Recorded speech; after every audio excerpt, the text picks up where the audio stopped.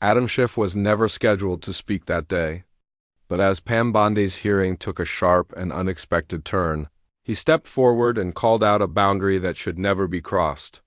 What unfolded inside that room didn't just surprise lawmakers, it set off serious warning signals. Because the instant valid oversight questions were met with personal attacks instead of answers, something fundamental changed. Schiff recognized it immediately. This wasn't about ideology. It wasn't about party loyalty.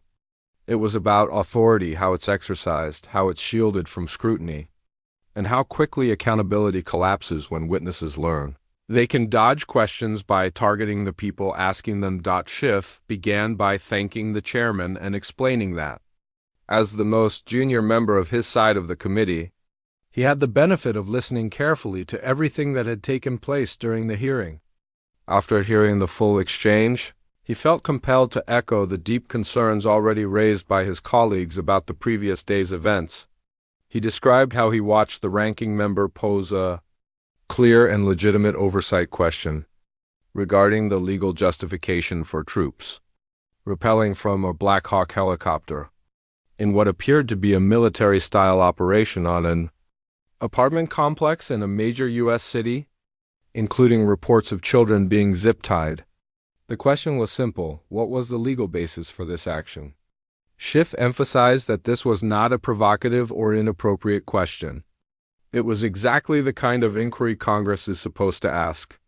In fact, he argued that if such a question does not qualify as proper oversight, then it becomes difficult to define what does. Yet, instead of receiving an answer, the ranking member was met with a refusal and, more troublingly, a direct attack on his character. The response shifted from policy to personal insult, signaling a dangerous pattern. He then turned to Senator Whitehouse's questioning, which also centered on legitimate oversight. Whitehouse asked about an FBI undercover operation involving a reported $50,000 payment to an individual before he became the White House border czar, allegedly with the expectation that he would help secure contracts once in office. Schiff pointed out that the investigation in question was closed, not ongoing, making the inquiry entirely appropriate. The question was straightforward: what happened to the money? Once again, instead of an answer, the response was a personal attack aimed directly at the Senator. Schiff continued by recalling another colleague's question about the legal reasoning behind the reported destruction of ships in the Caribbean.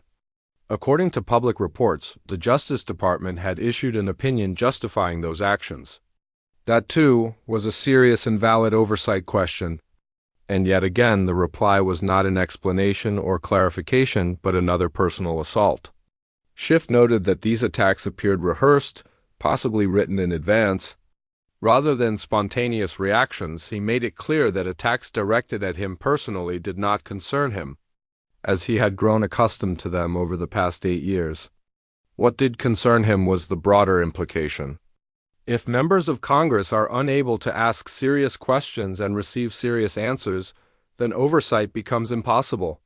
Schiff reminded the room that while he was new to this particular committee, he had spent roughly a decade serving on the House Judiciary Committee. In all that time, he said, he had never witnessed a hearing where a cabinet official responded to oversight. By personally attacking lawmakers in this manner, he added that if a Democratic cabinet official had treated Republican members of Congress this way, he would have demanded an immediate stop, calling such behavior disgraceful.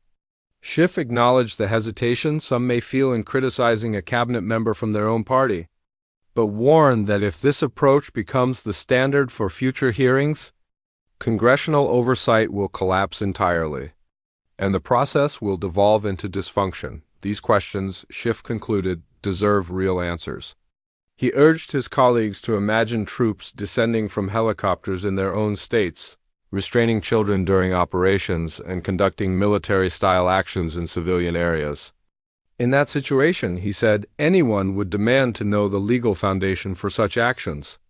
And so should Congress. Schiff went on to say that the unanswered questions would be formally submitted for the record in writing. Every question the Attorney General had refused to address. He expressed hope that the chairman would join in submitting those questions as well. noting that they would stand a much better chance of being answered if the request came from both sides together. But beyond the paperwork, Schiff made a broader request for future hearings. If a witness chooses to respond to oversight by attacking members of the committee instead of answering questions, that behavior should be stopped immediately.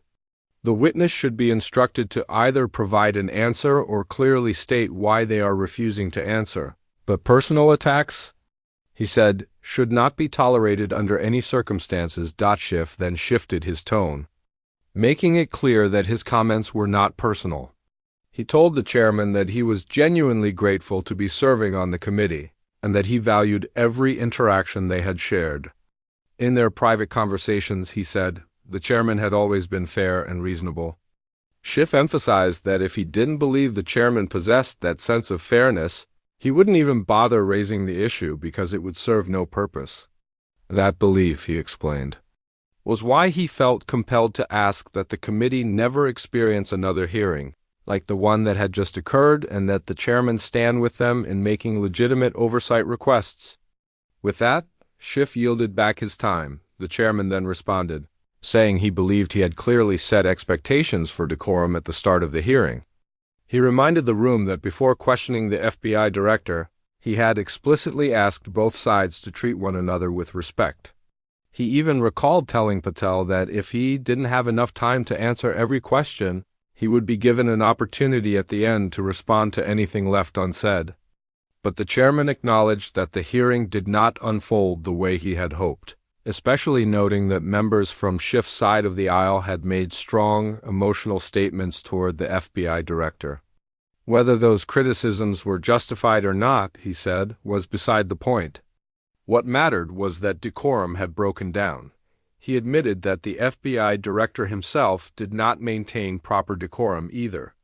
The chairman said he wasn't sure what more he could have done beyond urging his fellow senators to respect the rules of conduct, trusting that the same would be done by the other side.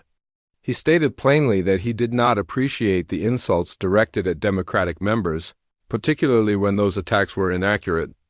However, after witnessing how the FBI director had been treated, being shouted over, interrupted, and confronted aggressively, he felt he had little choice but to allow the hearing to proceed as it did.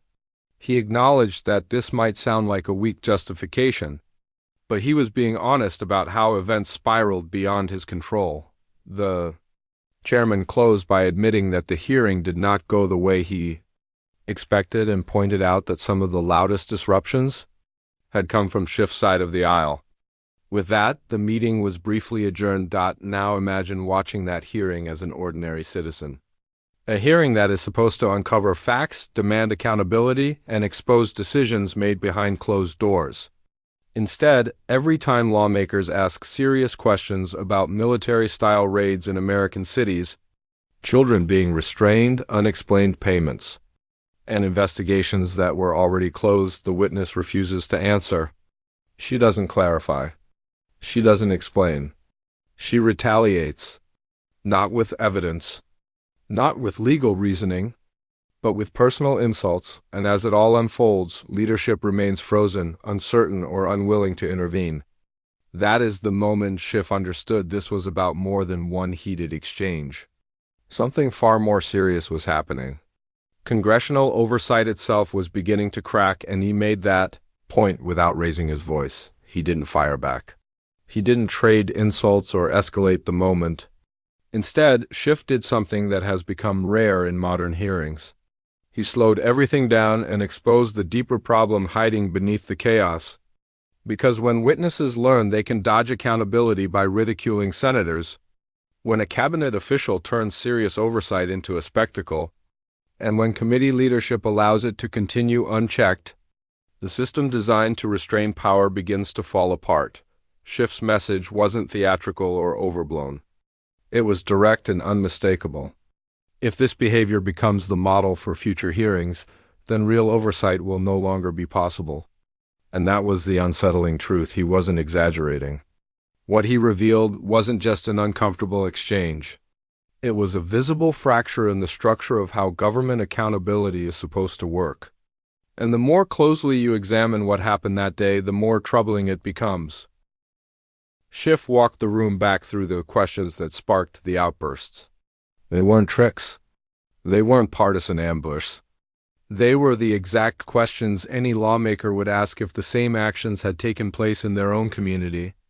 The first focused on a military-style operation carried out inside an American city.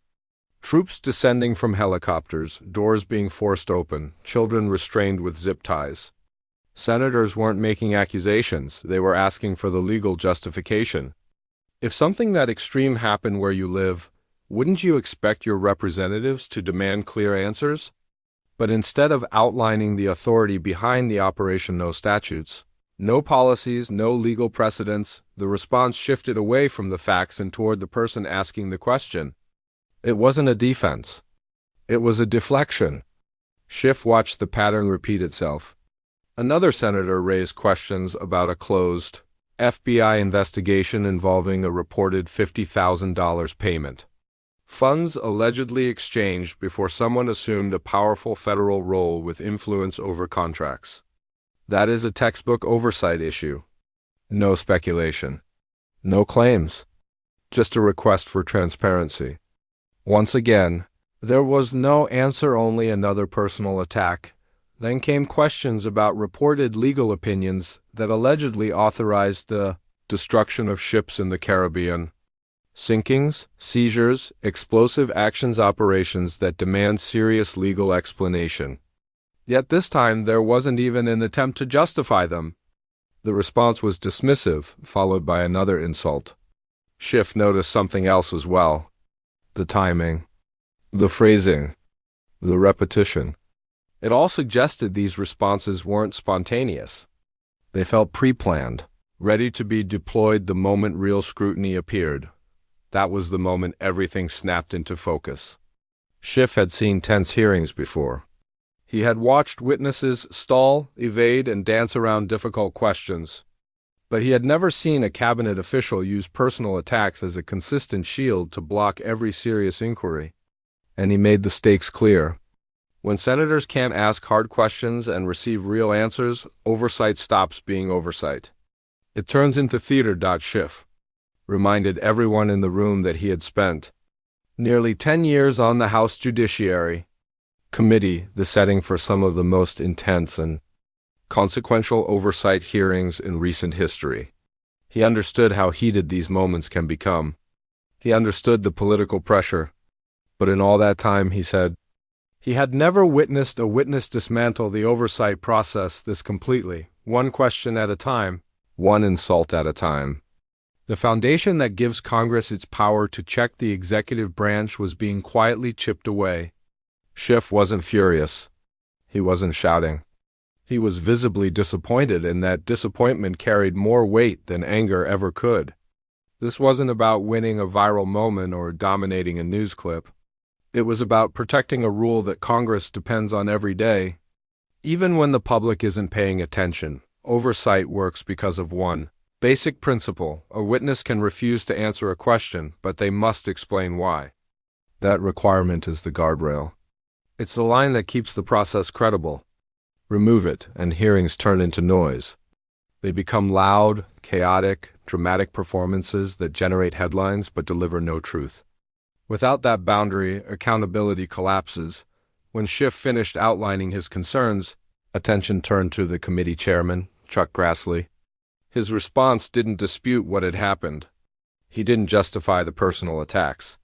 He didn't challenge any of the examples Schiff had raised. Instead, he offered an explanation that, in many ways, revealed even more than Schiff's criticism itself. Grassley said he had attempted to set expectations at the beginning of the hearing, calling for respect, fairness, and allowing witnesses time to answer questions. But he acknowledged that a previous hearing had descended into shouting, interruptions, and open confrontation. After witnessing that breakdown, he admitted that when decorum began to unravel again, he chose not to step in. In effect, he expected order, but when order disappeared, he allowed it to continue, not because he approved of the attacks, not because he believed they were appropriate, but because enforcing the rules would have meant confronting a cabinet official from his own party, a decision that comes with political consequences. That admission cut deep. It exposed the real issue at the center of the hearing. Oversight doesn't enforce itself.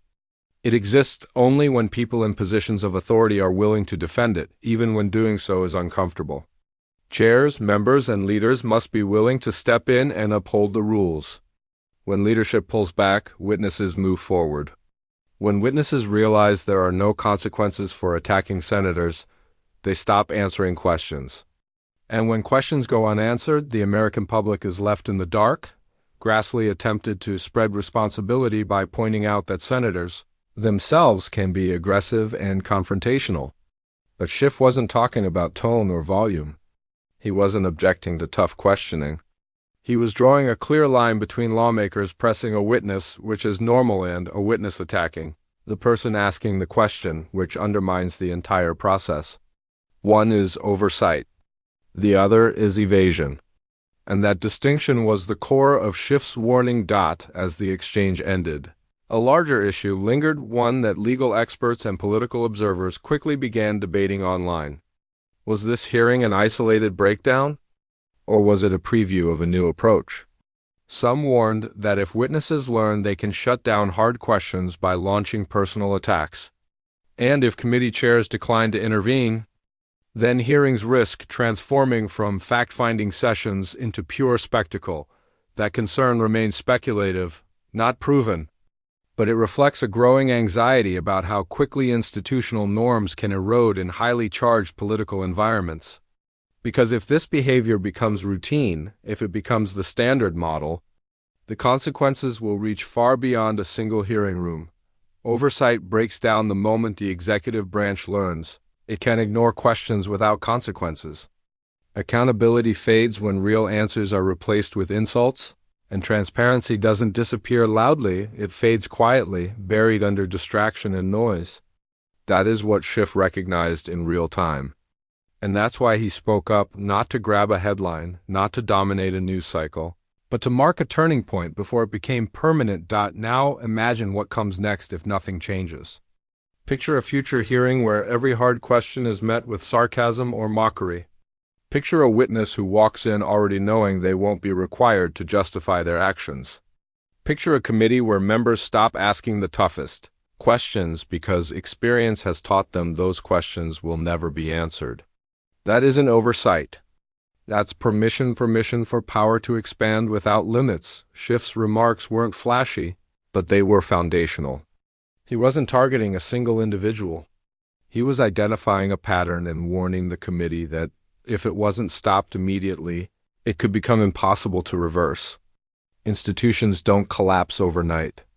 They wear down slowly, hearing by hearing, until firm rules become optional and avoidance becomes the norm. Grassley's explanation only reinforced that risk. A chairman who cannot or will not enforce basic standards sends a clear message to every witness watching: this behavior is acceptable. And that is how power quietly shifts, not through legislation, but through habits. Through what is tolerated. Through what goes unchallenged. When Schiff wrapped up his remarks, he wasn't demanding punishment or calling for censure. He asked for the simplest standard possible: answer the question, or explain why you can't, but don't attack the people doing their jobs. That such a basic request even needed to be stated showed how far the hearing had already drifted. When a senator must ask the chair to remind a cabinet official how to behave as a witness, something fundamental has broken. What makes this moment so striking and so unsettling is that it wasn't explosive. There were no theatrics, no shouting match. Just a quiet recognition from someone who understands the system deeply that something essential was slipping away. And his warning wasn't aimed at one party or one moment. It was about the future of oversight itself. Because without oversight, agencies operate in darkness. Without answers, power grows without boundaries. And without accountability, even the most basic questions about government actions remain unanswered. The Pam Bondi hearing wasn't just a clash of personalities. It was a case study in how democratic norms erode when no one steps in to defend them. Schiff exposed that reality. Grassley unintentionally confirmed it. And the implications extend far beyond a single afternoon. If this becomes the new model, if witnesses learn that Insulting their way out of scrutiny is easier than being transparent. Then each hearing will unravel faster than the last, and the public will be left with noise instead of truth. If you want to stay ahead of the stories that truly matter, the moments where power shifts quietly while cameras are rolling, make sure to like this video, subscribe to the channel, and turn on notifications so you don't miss future updates. Your support allows us to keep investigating, keep explaining, and keep bringing clarity to the moments others ignore. Stay informed, stay curious, and we'll see you in the next one.